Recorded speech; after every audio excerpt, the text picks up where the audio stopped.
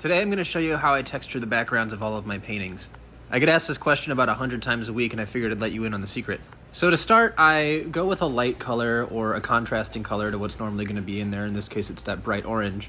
And I just kind of coat my paintbrush in it and start stretching it as far as I can. So you'll see I'm laying color and then I'm just stretching it out as far as it'll go until the paintbrush is dry. And it just gives it, a fade. I work my way up in color from the contrast to dark colors to lighter colors and lighter colors and lighter colors. You can see here I'm using a pretty light, weird pale color that'll mostly be gone.